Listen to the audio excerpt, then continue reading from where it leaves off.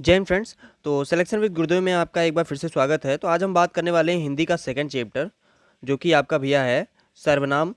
और इस चैप्टर के बारे में बात करने से पहले थोड़ी सी जानकारी मैं आपको दे देता हूँ कि अगर आपको इस चैप्टर में कोई भी प्रॉब्लम होती है तो आप ना कमेंट करिए कि सर जो है ये प्रॉब्लम हमें इस चैप्टर में आ रही है। तो आप कमेंट करिए, तो इसका आपको सॉल्यूशन दिया जाएगा कि आपको क्या प्रॉब्लम आ रही है भैया, और उससे जो भी प्रॉब्लम आ रही होगी आपके प्रॉब्लम को सॉल्व किया जाएगा। ठीक है।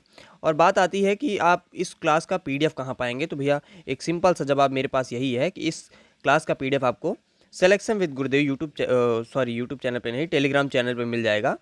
जो कि आपको टेलीग्राम पे एक बार सर्च करना है या फिर इसी वीडियो की डिस्क्रिप्शन लिंक में आप जाके वहाँ से इस ग्रुप को ज्वाइन कर सकते हैं, जो कि फ्री ऑफ कॉस्ट है। आपको ना इसमें जो है कोई भी पेड वर्जन का ऐसा कुछ नहीं है कि आपको पैसा देना होगा या ऐसा कुछ भी बिल्कुल नहीं है।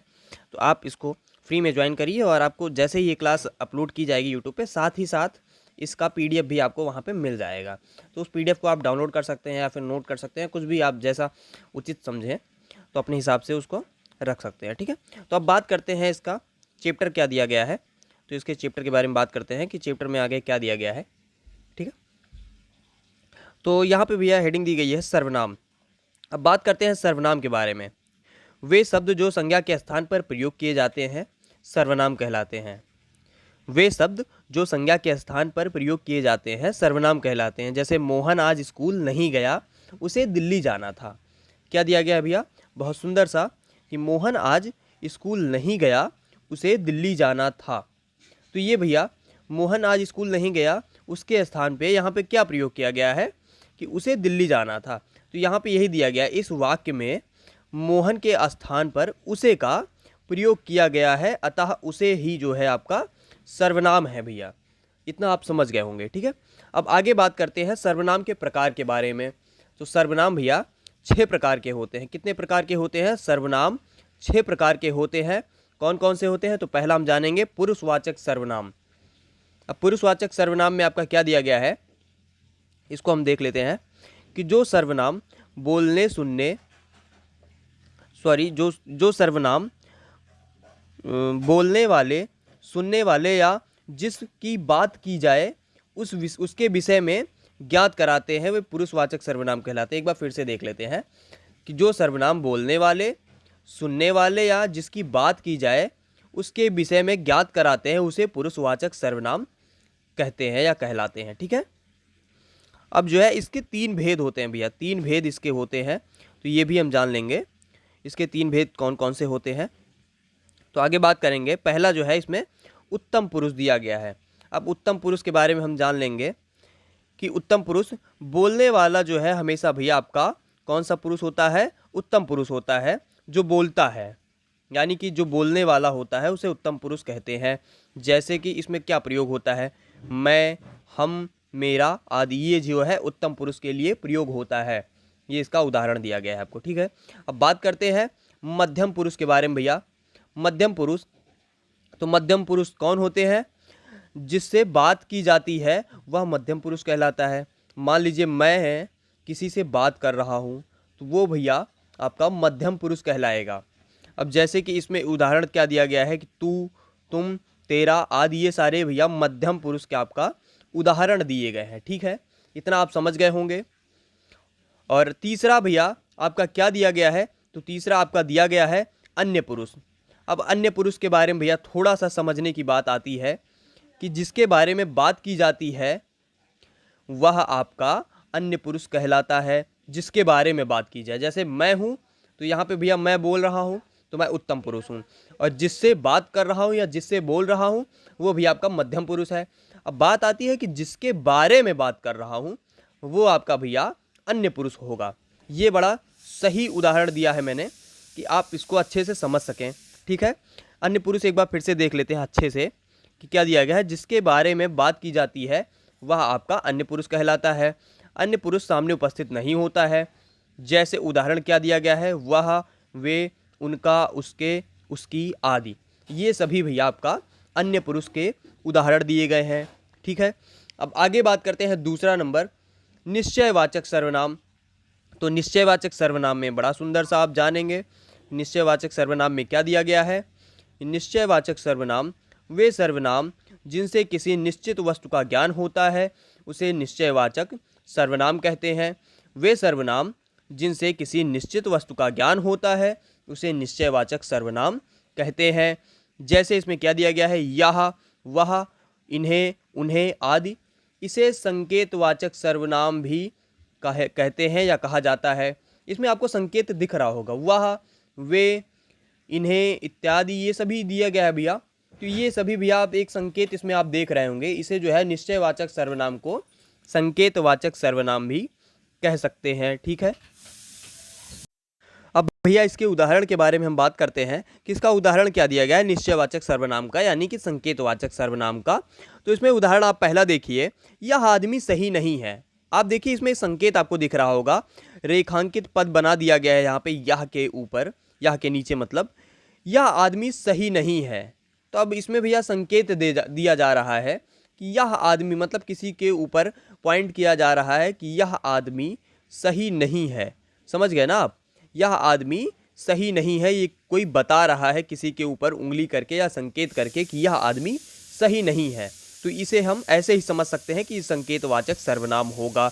अब दूसरा क्या दिया गया है कि सामने जो पीला मकान दिखाई दे रहा है वह शर्मा जी का है। अब इसमें भी भैया आप देखिए वह जो है दिया गया है। अब इसको हम बड़ा समझते हैं अच्छे से कि यह जो पीला मकान दिखाई दे रहा है, मतलब ये कोई पीला मकान आप देखो है। ठीक है, ऐसे ही ज़्यादातर हम भैया मकान बचपन से बनाते आ रहे हैं, तो ऐसा ही हम याद रखेंगे। तो मान लीजिए यहाँ पे कोई है, 2 पर्सन है, तो इसमें से ये जो है इंडिकेट कर रहा है कि यह मकान शर्मा जी का है। मतलब यह जो पीला मकान दिखाई दे रहा है वह शर्मा जी का है। तो वह भैया इसमें दिया गया है, ये भी इंडिकेट कर रहा है, तो संकेत कर रहा है ना। तो ये भी संकेतवाचक जो है सर्वनाम का उदाहरण है। ठीक है, अब आगे बात करते हैं क्या दिया गया है। आगे भी आपका थोड़ा सा एक दो एग्जाम्पल और दिया गया है। तो वह कविता सोनू हंस की है। मान लीजिए कोई कविता है भैया, तो सोनू हंस की कविता है वो। इसमें भी भैया आप जो है समझ सकते हैं कि इंडिकेट ही कर रहा है। ठीक है, तो अब चौथा हम देखेंगे कि चौथा हमारा क्या दिया गया है भैया, मैं उन्हें जानता तक नहीं। ये भी भैया आपका जो है संकेतवाचक सर्वनाम का ही उदाहरण है। अब इसमें क्या दिया गया है, मैं उन्हें जानता तक नहीं। तो मान लीजिए कोई व्यक्ति है, वो किसी से बता रहा है कि मैं उन्हें जानता तक नहीं। अब जिसके बारे में बता रहा है उसके बारे में उन्हें का यूज़ किया गया है। तो उन्हें मतलब ये नहीं बताया कि किसे, लेकिन उन्हें, मान लीजिए कोई सामने खड़ा है उसकी तरफ संकेत करके बता रहा है कि मैं उन्हें जानता तक नहीं। तो अब तीसरी हम बात करते हैं भैया, तीसरा सर्वनाम हमारा क्या दिया गया है, अनिश्चयवाचक सर्वनाम। इसके बारे में हम बात करते हैं, वे सर्वनाम जिनसे किसी वस्तु का निश्चित ज्ञान ना हो उन्हें अनिश्चयवाचक सर्वनाम कहते हैं। फिर से देख लेंगे, वे सर्वनाम जिनसे किसी निश्चित वस्तु का ज्ञान ना हो उन्हें अनिश्चयवाचक सर्वनाम कहते हैं। जैसे कोई, किसी, कुछ आदि। भैया इसमें भैया अगर ये कोई, किसी, कुछ अगर आता है तो आप समझ जाते हैं कि अनिश्चयवाचक सर्वनाम है। अब इसको कैसे देखेंगे, इसका उदाहरण हम बात करते हैं उदाहरण के बारे में। तो उदाहरण आपका क्या दिया गया है, यहाँ कोई रहता है। अब यहाँ कोई रहता है मतलब कहाँ कोई रहता है, कोई निश्चित बात तो की नहीं गई है।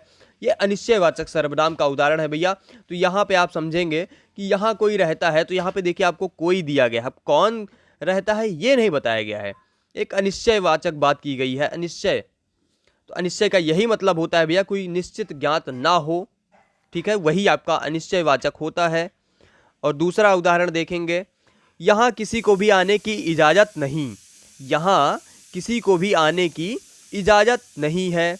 तो इसका भी क्या मतलब है, यहाँ किसी को भी आने की इजाज़त नहीं है, इसका क्या मतलब होता है कि किसी भी, यहाँ पे भी किसी का यूज़ किया गया है भैया। ठीक है, तो अब इसमें भी आप समझ गए होंगे कि क्या दिया गया है कि यहाँ पे किसी को भी आने की इजाज़त नहीं। तो यहाँ भी अनिश्चयवाचक सर्वनाम है, किसी का यूज हो गया तो यहाँ पे अनिश्चयवाचक हो गया, सीधी सी बात है। ओके, अब बात करते हैं वहाँ से कुछ ले आना। अब कहाँ से कुछ ले आना ये नहीं बताया गया है, लेकिन बात की गई है वहाँ से कुछ ले आना। मान लीजिए आप मेला गए हैं। अब मेले में आपको भैया किसी ने फ़ोन किया और पूछा कि आप कहाँ हो, तो आप बता दिए कि हम मेले में हैं भैया। तो वहाँ से आपको उसने बोला, जो फ़ोन किया है, कि भैया वहाँ से कुछ ले आना। क्या ले आना ये बात नहीं किया है, एक अनिश्चयवाचक बात किया है भैया, कुछ लेते आना, कुछ ले आना, तो ये भी बात कर दिया है। तो आप उसे तुरंत बोल दो कि अनिश्चयवाचक सर्वनाम वाली बात मत करो, आप मुझे बता दो कि क्या लेके आना है, एक निश्चयवाचक बात करो।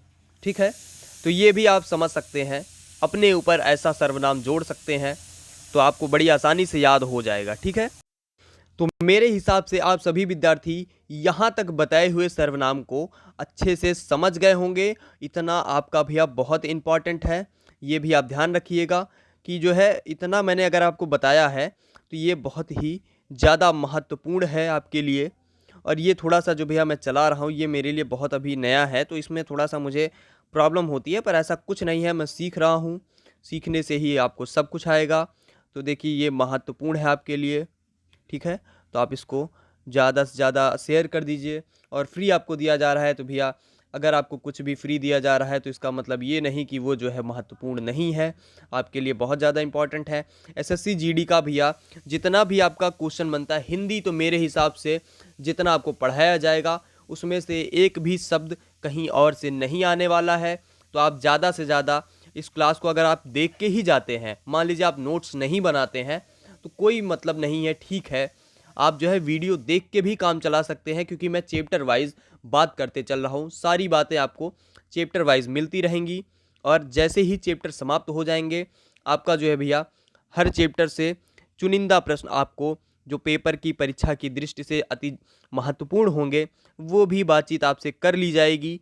और सारी बातचीत होने के बाद ही आपको मैराथन क्लासेस मिलती रहेंगी। तो आप जो है मैराथन क्लासेस के लिए भी तैयार रहिएगा, लेकिन मैराथन का मतलब तब होता है जब हम पूरी तरह से सारे विषयों को या फिर सारे चैप्टर को क्लियर करके चलते हैं।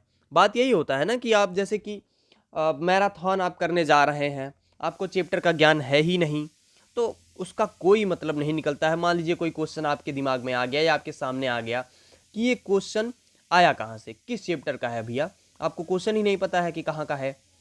मान लीजिए आपका जो है प्रश्नवाचक सर्वनाम से कोई प्रश्न बन के आ गया या संबंधवाचक सर्वनाम से कोई आ गया, आपने संबंधवाचक सर्वनाम पढ़ा ही नहीं है, तो आप गेस करते रहेंगे।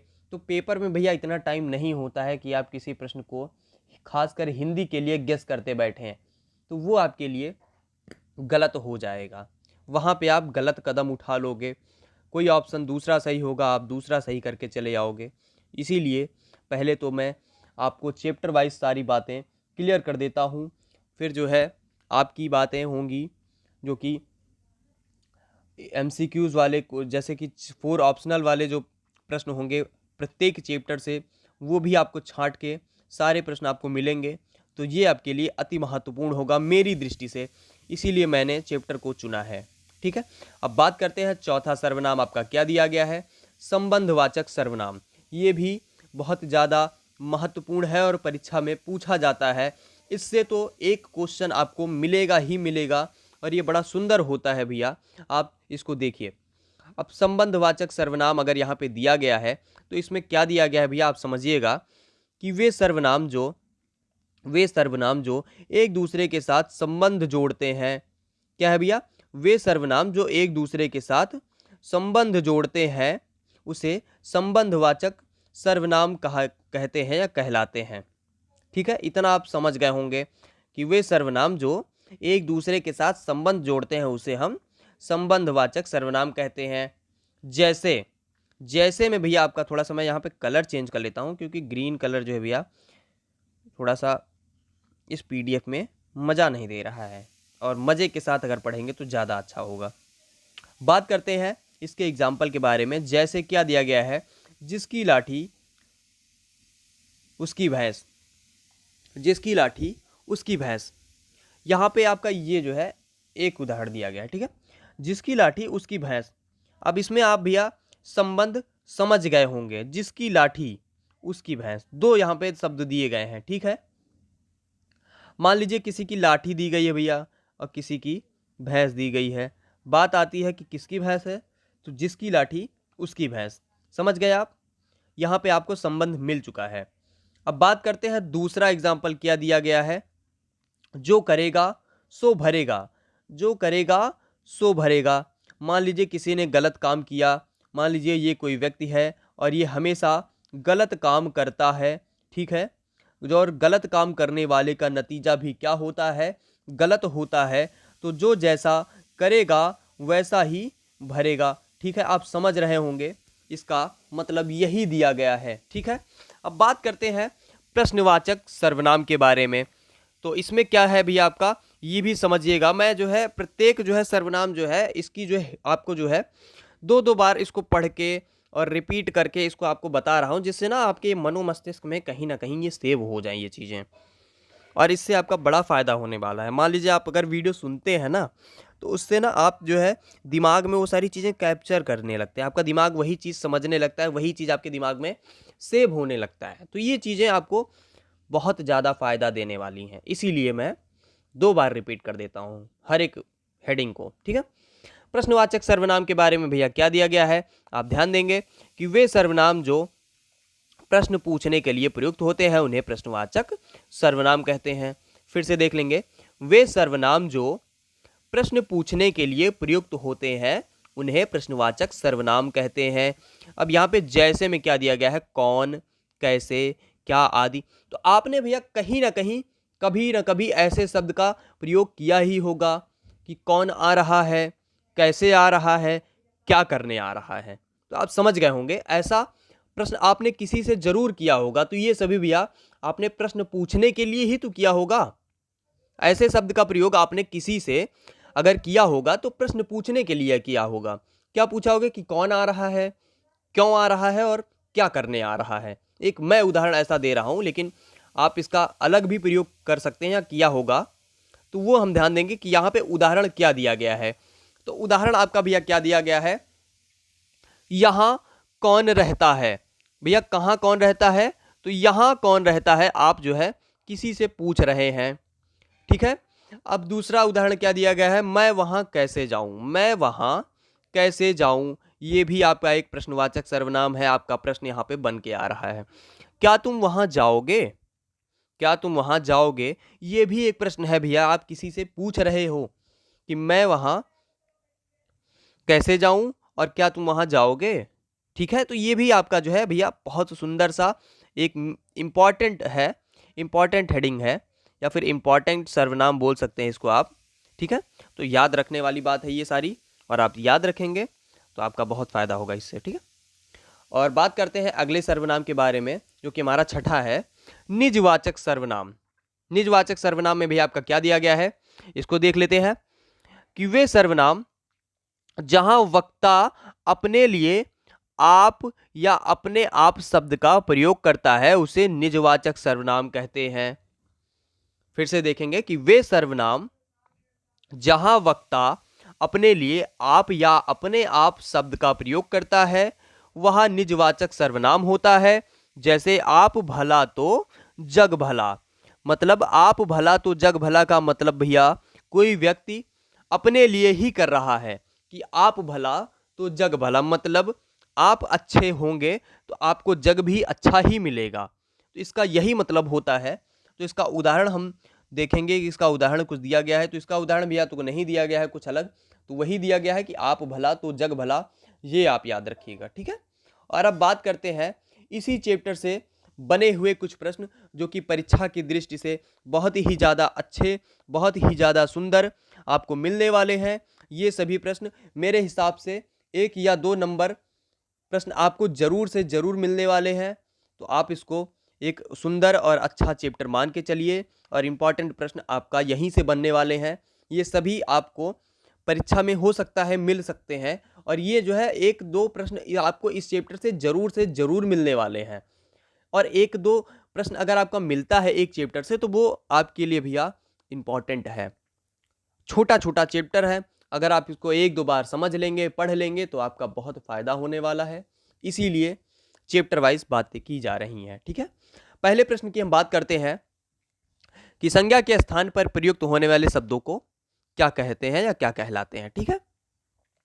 तो सभी विद्यार्थी समझ गए होंगे कि संज्ञा के स्थान पर प्रयुक्त होने वाले शब्द क्या कहलाते हैं भैया आपका। तो क्या कहलाते हैं, आप बहुत सुंदर जवाब देंगे, सर्वनाम कहलाते हैं। इंपॉर्टेंट प्रश्न, परीक्षा में गोला करके आने वाला प्रश्न और अंक सुनिश्चित करके आने वाला प्रश्न। अंक सुनिश्चित मैं इसलिए कर रहा हूँ कि अगर आप सही गोला करेंगे तो आपका अंक भैया सुनिश्चित तो होगा। मान लीजिए प्रश्न आ गया, आपने ऑप्शन ए को गोला कर दिया या अच्छे से भर दिया तो आपका अंक तो सुनिश्चित हो गया। तो इसीलिए मैं ये बोलता हूँ, मुझे अच्छा लगता है ऐसा शब्द कि परीक्षा की दृष्टि से इंपॉर्टेंट प्रश्न और अंक सुनिश्चित करके आने वाला प्रश्न, गोला करके आने वाला प्रश्न। तो आप इसको जरूर याद रखिएगा, सुंदर प्रश्न है। बात करते हैं दूसरे प्रश्न की। पुरुषवाचक सर्वनाम का भेद है। तो भैया क्या है, आप सभी जान गए होंगे, जितना मैंने बताया था आप सभी समझ गए होंगे कि उत्तम पुरुष, अन्य पुरुष, मध्यम पुरुष, ये सभी भैया आपका पुरुषवाचक सर्वनाम के ही भेद हैं। आप इसको बहुत सुंदर समझ गए होंगे, ठीक है। और अगले प्रश्न की हम बात करें तो अगला प्रश्न हमारा क्या दिया गया है कि अनिश्चयवाचक सर्वनाम है। तो अनिश्चयवाचक सर्वनाम भैया आपका क्या है, तो ये भी प्रश्न आपके लिए बहुत ज़्यादा सुंदर, बहुत ही ज़्यादा इम्पॉर्टेंट है। तो आप जो है कमेंट में बताने का प्रयास करें कि सर जी इसका आंसर ये होगा।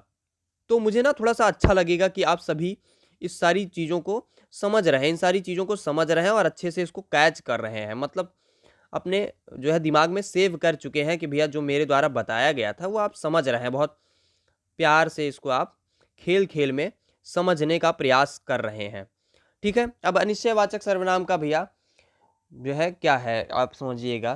तो आप यहाँ पे बताएंगे कि भैया कोई भी आपका है, ये भी अनिश्चयवाचक है, किसी भी, ये भी आपका अनिश्चयवाचक है, कुछ।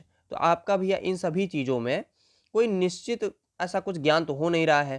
तो ये सभी भैया आपका राइट आंसर होगा। गोला कर दीजिएगा इस पर आप ज़रूर, और कमेंट कर दीजिएगा। हो सके तो मजाक मजाक में कमेंट में भी गोला कर दीजिएगा। आप प्रयास करिए कि कमेंट में आप कैसे गोला कर सकते हैं, ठीक है। अगर आप कमेंट में गोला कर देते हैं तो मैं समझ जाऊंगा कि मेरे विद्यार्थी पेपर में भी जरूर गोला करके आएंगे। आप कमेंट में कैसे गोला करेंगे, जीरो मत करिएगा, गोला करिएगा। मैं समझ जाऊंगा कि आप सभी विद्यार्थी कैच कर रहे हैं मेरी सारी बातों को और समझ रहे हैं, ठीक है। चौथा प्रश्न हमारा क्या दिया गया भैया, चौथा प्रश्न है जैसी करनी वैसी भरनी रेखांकित अंश में सर्वनाम का कौन सा भेद है। यहां पे आप बताइए मुझे कि सर्वनाम का भैया कौन सा भेद है, जैसी करनी वैसी भरनी। तो भैया जैसी बताइए और वैसी बताइए, इसमें भैया कौन सा सर्वनाम का भेद है, मतलब आपको क्या लग रहा है इसमें, ये बताने का प्रयास करिए आप, ठीक है। तो आप ना, मैं थोड़ा सा 2-3 सेकंड का गैप ले लेता हूं, लेकिन आप ईमानदारी से भैया, ईमानदारी से इस प्रश्न को बताने का प्रयास करिए कि भैया इसमें गुरुदेव ये होगा सही, ठीक है। आप बताने का प्रयास करिए, ठीक है। तो मैं आपको बताऊं इससे पहले, लेकिन अगर आप बता देते हैं ना तो इसका एक अलग मज़ा आता है। मज़ा क्यों आता है, आप सभी विद्यार्थी समझते होंगे कि कोई टीचर आपका कुछ बता रहा है या पढ़ा रहा है, या कोई गुरुदेव आपके हैं वो बता रहे हैं कि भैया ये चीज़ ऐसे होता है, लेकिन आप वही चीज़, सेम चीज़ अगर सटीकता से अपने गुरुदेव को ही बता देते हैं कि गुरुदेव आप रुकिए मैं बताता हूँ, इसका जवाब ये होगा, तो पता है गुरुदेव को ऐसा लगता है कि मेरा विद्यार्थी सब कुछ समझ रहा है, ठीक है। तो अब मैं इसका आंसर बताता हूँ भैया। इसमें भैया जैसी करनी वैसी भरनी का मतलब भैया संबंध से है, एक संबंध तो ही निकल के आ रहा है इसमें, ठीक है। अब ये पुरुषवाचक सर्वनाम तो है नहीं भैया, कोई अन्य ऐसा कुछ तो, मतलब मध्यम पुरुष, अन्य पुरुष, ऐसा कुछ तो है नहीं। तो ये भी आपका प्रश्न कोई पूछा नहीं गया है, निजवाचक कोई अपनी बात तो की नहीं गई है। तो आप समझ सकते हैं जैसी करनी वैसी भरनी ये एक संबंधवाचक सर्वनाम का भेद है, ठीक है। अगले प्रश्न की हम बात करें, अगला प्रश्न हमारा थोड़ा नीचे ये है, ठीक है। अब बात करते हैं इसकी, तो ये क्या दिया गया है, यह काम उन्हें अपने आप करने दो रेखांकित अंश में सर्वनाम का कौन सा भेद है। तो भैया यह काम उन्हें अपने आप करने दो, ये बोला है। अपने आप के लिए अभी मैंने जस्ट ऊपर ही बताया था कि अपने आप के लिए क्या प्रयोग होता है। तो आप याद रखेंगे कि अपने आप के लिए भैया निश्चयवाचक तो प्रयोग नहीं होता, मध्यम पुरुष प्रयोग नहीं होता, कोई प्रश्न तो पूछा नहीं है। तो ये आपका बहुत सुंदर जवाब होगा निजवाचक सर्वनाम। एक बहुत ही सुंदर प्रश्न आपका ये है, इम्पॉर्टेंट है, मेरे हिसाब से पूछा जाने वाला प्रश्न है और पूछा भी गया है ये कई बार। मैंने कई बार जो है मॉडर्न पेपर को देखा तो ये सारे प्रश्न मुझे मिले, कहीं ना कहीं एक दो प्रश्न ऐसे जरूर मिले। ठीक है, अब बात करते हैं अन्य पुरुषवाचक सर्वनाम है। अन्य पुरुषवाचक सर्वनाम क्या है भैया? थोड़ा सा इसमें दिमाग लगाइए और बताइए मुझे। अब अन्य पुरुषवाचक सर्वनाम भैया आपका क्या है? तो तू आपका अन्यवाचक है नहीं भैया, गलत होगा। तेरा भी भैया जो है ये गलत होगा। और जो है इसमें आप तुम भी गलत ही मानेंगे। और तो सही क्या होगा भैया आपका? एक ही बचता है, तो वह जो है आपका अन्य पुरुषवाचक सर्वनाम है। ठीक है, ये एक बहुत सुंदर प्रश्न है और छोटा प्रश्न है और दिमाग थोड़ा सा कहीं ना कहीं 1% आप दिमाग लगाइएगा और झटाक से आंसर दीजिएगा और आगे बढ़ जाइएगा, गोला कर दीजिएगा इस पे आप। ठीक है, गोला कर दीजिएगा और आगे बढ़ जाइएगा, ये आपका सही होगा बिल्कुल। ठीक है, और अगले प्रश्न की हम बात करते हैं। अगला प्रश्न हमारा क्या है? निश्चयवाचक सर्वनाम को अन्य किस नाम से जाना जाता है? तो निश्चयवाचक सर्वनाम भैया आपका अन्य किस नाम से जाना जाता है? तो आप बताइए मुझे कि किस नाम से जाना जाता है, अन्य किस नाम से जाना जाता है, सॉरी।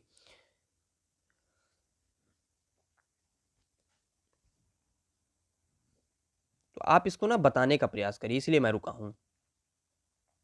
तो निश्चयवाचक भैया आप पढ़ लीजिए एक बार। निजवाचक सर्वनाम मेरे हिसाब से गलत होगा। ठीक है, मेरे हिसाब से ये गलत होगा। और गणनावाचक सर्वनाम, दैट इज रॉन्ग, क्योंकि ऐसा कुछ है ही नहीं। संदेहवाचक, निश्चयवाचक की बात कर रहा है तो भैया संदेहवाचक क्या है? ये आपका गलत ही तो होगा। और सही पर क्या होगा? संकेतवाचक, दैट इज राइट आंसर। ठीक है, ये आपका सटीक जवाब होगा। और अगले प्रश्न की हम बात करें। अगला प्रश्न हमारा क्या दिया गया है? वहां कौन जाएगा? वहां कौन जाएगा वाक्य में प्रश्नवाचक सर्वनाम है। तो कौन सा भैया इसमें आपका प्रश्नवाचक सर्वनाम है? तो आप प्रश्न कहां से इसमें आप पढ़िए कि वहां कौन जाएगा, तो आपका प्रश्न बना कौन रहा है? इसमें आप ऐसा समझ सकते हैं कि इसमें जो है रेखांकित अंश कौन सा आप समझ रहे हैं कि वहां है, कौन है, जाएगा। अब वहां आपका भैया एक ये छोटा सा प्रश्न पूछा गया, मतलब इसमें आपका एक संकेत दिया गया, वहां जाएगा भैया, एक निर्णय दिया गया है, निर्णय आप समझ सकते हैं। तो कौन भैया आपका, ये एक प्रश्न पूछा गया, कौन जाएगा? कौन ही मतलब किसके बारे में कौन जाएगा, मतलब उंगली उठा रहा है कि वहां कौन जाएगा भैया, आप बता दो। तो एक प्रश्न यहीं से बन रहा है, ये आपका सही होगा। ठीक है, बात करते हैं अगले प्रश्न की। जिसे भी देखूं वही अपने काम में व्यस्त है। जिसे भी देखूं वही अपने काम में व्यस्त है। तो आप यहाँ पे बताइए रेखांकित अंश में कौन सा सर्वनाम है? जिसे देखूं वही अपने काम में व्यस्त है। तो आप इसके बारे में बताइएगा कि जो है किसकी बात कर रहा है। ये आप बहुत सुंदर, बहुत तेजी से जवाब देंगे कि संबंध जो है बता रहा है। ठीक है, अपने काम में व्यस्त है ना, तो भैया संबंध बता रहा है ये, तो संबंधवाचक सर्वनाम होगा। ठीक है, और अब बहुत तेजी से क्वेश्चन को सॉल्व करते हैं, क्योंकि लॉन्ग वीडियो होती जा रही है मेरे हिसाब से, और हो भी गई है। तो अब बात करते हैं जल्दी जल्दी सभी प्रश्नों की। तो जिन सर्वनामों में किसी वस्तु का निश्चित ज्ञान नहीं होता है, वह कौन सा सर्वनाम होता है भैया आपका? तो आप इसके बारे में बात करेंगे। जिन सर्वनामों में किसी निश्चित वस्तु का ज्ञान नहीं होता है, वह आपका भैया अनिश्चयवाचक सर्वनाम कहलाता है। कौन सा होता है? अनिश्चयवाचक सर्वनाम होता है। यही आपका राइट आंसर होगा। ठीक है, अगले प्रश्न की बात करें। उत्तम पुरुषवाचक सर्वनाम के अंतर्गत आता है। तो भैया उत्तम पुरुष के सर्वनाम के अंतर्गत भैया आता है कौन सा आपका? हम। हम जो है आपका एक अपने लिए बात किया गया है ना, उत्तम पुरुष। तो ये भी आप याद रखिएगा। सुंदर जवाब, अच्छा जवाब, और गोला करके आने वाला प्रश्न है। मुझे कल शहर जाना है शब्द में कौन सा सर्वनाम है? ये आप बताइए। तो इसमें भैया अपनी बात कर रहा है, तो मुझे, मुझे इसमें जो है भैया आपका राइट आंसर होगा। मुझे, ये आपका राइट आंसर होगा भैया। सर्वनाम शब्द आपका यही है। ठीक है, डॉट डॉट चाह, डॉट डॉट राह, जहां चाह वहीं राह, ये आपका आंसर होगा भैया। तो आपका इसमें जवाब होगा बी नंबर। बी नंबर आपका सही लग रहा है, बाकी कोई आपका सही नहीं है भैया। तो यहां आप याद रखेंगे, जहां चाह वहां राह, ये आपका सही जवाब होगा। ठीक है। और अगले प्रश्न की हम बात करें, स्वयं और आप किस प्रकार के सर्वनाम हैं? स्वयं और आप किस प्रकार के सर्वनाम है भैया? तो स्वयं और आप भैया निजवाचक सर्वनाम के अंतर्गत आता है। ये आपका सही और राइट जवाब होगा। ठीक है। अब यहाँ पे आगे क्या दिया गया है कि आप देखिए 15 से 22 नंबर क्वेश्चन जो आपका दिया गया है, इन वाक्यों में उचित सर्वनाम शब्द का प्रयोग करना है, ये पूर्ति करना है, मतलब इसको फिल करना है भैया, ये दिया गया है इसमें। ठीक है। डाट डाट इसी गांव में रहते हैं। ठीक है। तो आपका क्या प्रयोग कर सकते हैं आप? मैं इसी गांव में रहते हैं, ये गलत हो जाएगा। यहाँ इसी गांव में रहते हैं, उन्हें इसी गांव में रहते हैं, हम इसी गांव में रहते हैं, मतलब एक कई कई लोगों की बात कर रहा है, हम इसी गांव में रहते हैं। That is right answer. गोला कर दीजिएगा इस पे आप, और अंक सुनिश्चित हो जाएगा आपका। आगे बढ़ जाइएगा, सही जवाब होगा आपका। ठीक है। अब अगली प्रश्न की हम बात करते हैं। आज शाम को आप डांट डांट कर रहे हैं। आज शाम को आप डांट डांट कर रहे हैं, तो भैया क्या कर रहे हैं? तो आप समझ गए ना कि क्या कर रहे हैं, आज शाम को आप क्या कर रहे हैं। प्रश्न पूछ रहा है भैया आपका, प्रश्नवाचक सर्वनाम है ये, तो आप याद रखिएगा। तो इसमें क्या भरा जाएगा? आप वाक्य को अगर सही से पढ़ेंगे ना, तो आपके दिमाग में वो तुरंत आ जाएगा कि इसमें फिल क्या करना है। ठीक है। अगला प्रश्न आपका क्या है? यह वही आदमी है जिसे मैं तलाश रहा था। तो आप बताएंगे इसका जवाब। यह वही आदमी है जिसे मैं तलाश रहा था। तो आप समझ गए कि इसका जवाब यही होगा। आप वाक्य को सही से पढ़ लेंगे ना, तो यहाँ पे आपको याद आ जाएगा, जिसे मैं तलाश रहा था। ठीक है। और मैं अपना काम डांट डांट करता हूँ। तो कैसे करता हूँ? स्वयं करता हूँ भैया। मैं अपना काम स्वयं करता हूँ, यही आपका सही जवाब। गोला करके आने वाला अंक सुनिश्चित कर दीजिएगा और आगे बढ़ जाइएगा। कमेंट में मुझे आप बताते रहिए कि आपको क्लास कैसी लग रही है। अगर थोड़ी बहुत त्रुटि है तो उसको आप इग्नोर कर दीजिएगा, अच्छी चीज़ों को ग्रहण करिए और आगे बढ़िए। आपका काम यही होना चाहिए। यहाँ डांट डांट तो रहता ही होगा, यहाँ डांट डांट तो रहता ही होगा। अब डांट डांट तो कोई है नहीं, डांट डांट कोई रहता ही होगा, ऐसा कुछ बोला जाएगा यहाँ पे। तो आप ये शब्द देखिए कि यहाँ पे भरा क्या जाने वाला है। तो आपका कोई कहीं अगर लिखा होगा तो ये आप भर दीजिएगा, आगे बढ़ जाइएगा, गोला कर दीजिएगा, आपका सही जवाब होगा। ठीक है।